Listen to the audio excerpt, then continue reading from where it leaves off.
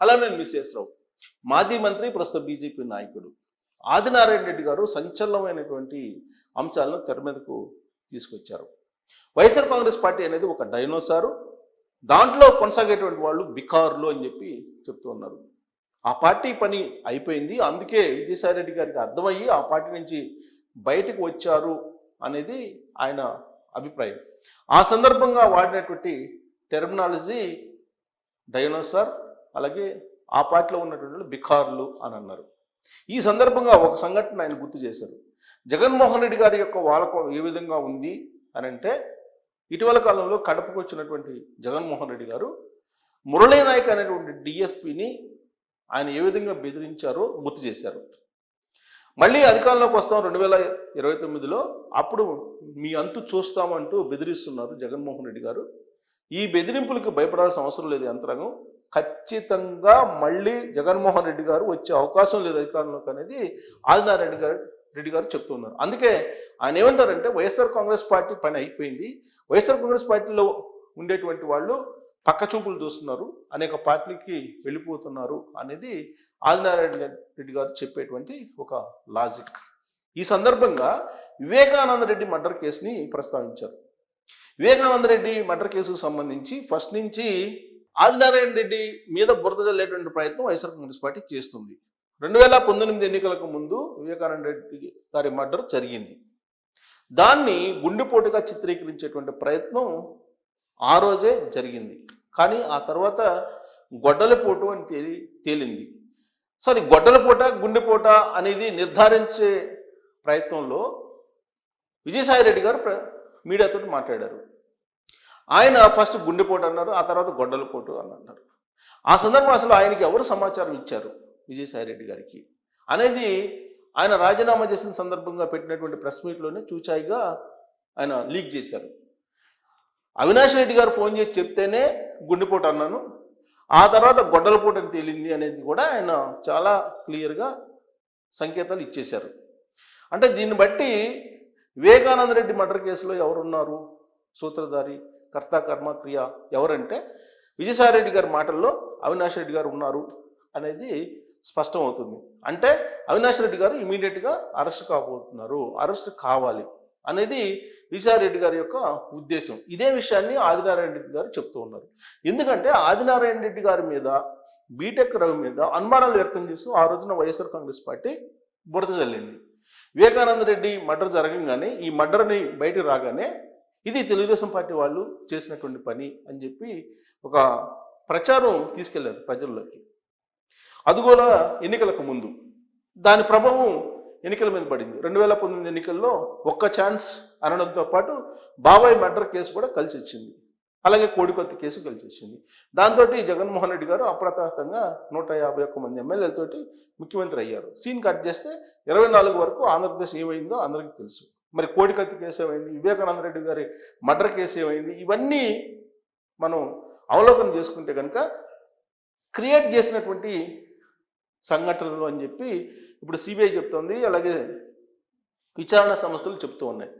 Google takeout ద్వారా భాస్కర్ రెడ్డి, అలాగే భాస్కర్ రెడ్డి కుమారుడు అవినాష్ రెడ్డి ఈ వివేకానంద రెడ్డి మర్డర్ కేసులో సూత్రధారులు ఉన్నారని చెప్పేసి ఛార్జ్షీట్లో పొందుపరిచారు.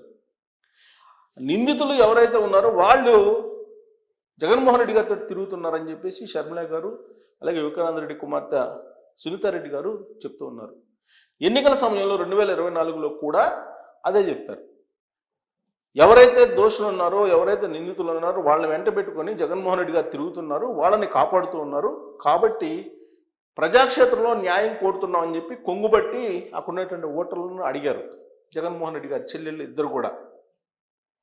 దాంతో జగన్మోహన్ రెడ్డి గారు అధికారాన్ని కోల్పోయారు, దారుణంగా 11 స్థానాలకి పరిమితం అయ్యారు. కానీ వివేకానంద రెడ్డి గారి మర్డరు ఎవరు చేశారు అనేది సిబిఐ ఛార్జ్షీట్లో వేసినప్పటికి కూడా ఇదంతా కావాలని తమపైన వేస్తున్నారు అనేది అవినాష్ రెడ్డి గారు చెప్తూ ఉన్నారు. సిబిఐ పక్కదోవ పట్టిస్తున్న కేసునని కూడా చెప్తూ ఉన్నారు. ఏ పాపం తెలియనటువంటి చిన్నపిల్లాడు అవినాష్ రెడ్డి అని చెప్పి జగన్మోహన్ రెడ్డి గారు చెప్తున్నారు. ఇలాంటి సందర్భంలో వైఎస్ఆర్ కాంగ్రెస్ పార్టీకి రాజీనామా చేసినటువంటి విజయసాయి రెడ్డి గారు మీడియా దగ్గరికి వచ్చి చాలా క్లియర్గా వివేకానంద రెడ్డి గారు మర్డర్ కేసుకు సంబంధించినటువంటి క్లూస్ ఇచ్చేశారు. తాను అబద్ధం ఆడను, తాను ఎవరిని మోసం చేయను అని చెప్పి చెప్తూ ఆయన వివేకానంద రెడ్డి గారి మర్డర్ కేసు గురించి పరోక్షంగా కొన్ని క్లూస్ అయితే ఇచ్చేశారు. దీంతో వివేకానంద రెడ్డి గారి మర్డర్ కేసు ఇప్పుడు ఎటువైపు టర్న్ అవుతుంది అనేది ఒక చర్చ అయితే, ఆదినారాయణ రెడ్డి గారు ఇదే విషయాన్ని చెప్తూ విజయసాయి రెడ్డి గారే వివేకానంద రెడ్డి మర్డర్లో అవినాష్ రెడ్డి ఉన్నారని చెప్తున్నారు. ఇలాంటి సందర్భంలో జగన్మోహన్ రెడ్డి గారు జైలుకి వెళ్ళటం ఖాయము, తాడేపల్లి ప్యాలెస్కి తెలిసే ఆ మర్డర్ జరిగిందని చెప్పి ఆయన ఆరోపిస్తున్నారు. ఇప్పుడు అందుకే మునిగిపోయేటువంటి పడవ వైఎస్ఆర్ కాంగ్రెస్ పార్టీ. ఆ పార్టీలో ఎవరు మిగలరు. తెలుగుదేశం పార్టీకి కొంతమంది, బీజేపీకి కొంతమంది, జనసేనకి కొంతమంది వెళ్ళాలని ప్రయత్నం చేస్తున్నారు. అయినప్పటికీ ఆ పార్టీలో ఉండేటువంటి అవినీతి కోరులను మాత్రం బీజేపీ తీసుకోదు, మిగతా వాళ్ళని బీజేపీ తీసుకుంటుందనేటువంటి సంకేతాలను ఆదినారాయణ రెడ్డి గారు ఇవ్వడం జరిగింది. ఆ సందర్భంగా వాడినటువంటి టెర్మినాలజీ డైనోసార్, అలాగే ఇంకొకటి బిక్కార్లు. అంటే ఆ పార్టీని, ఆ పార్టీలో ఉన్నటువంటి వాళ్ళని ఆయన సంబోధించినటువంటి పదాలు అవి. సో అంటే కడప జిల్లా వేదికగా చేసుకొని ఆయన ఒక కీలకమైన లీడర్ ఆదినారాయణ రెడ్డి. కడపలో ఏం జరుగుతుంది కడప జిల్లాలో అనేది బాగా తెలిసినటువంటి లీడరు. ఆయన మీద అపవాదం మోపారు 2019 ఎన్నికలకు ముందు వివేకానంద రెడ్డి మర్డర్కి సంబంధించినటువంటి అంశం. ఆ తర్వాత విచారణ మొత్తం బయటకు వచ్చిన తర్వాత అసలు విషయం ఇప్పుడు తెలిసిపోయింది. సో విజయసాయి రెడ్డి గారు బయటకు వచ్చారంటే ఇక ఆ పార్టీ ఉండదు అనేది ఆదినారాయణ రెడ్డి గారు చెప్పేటువంటి లాజిక్. అయితే అమర్నాథ్ రెడ్డి గారు లాంటి వాళ్ళు ఏం చెప్తున్నారంటే పోయేవాళ్ళు పోయినందువల్ల పార్టీకి నష్టం లేదని చెప్పి ఆయన చెప్తుంటే, పేర్నిల్ అనే ఒక సందర్భంలో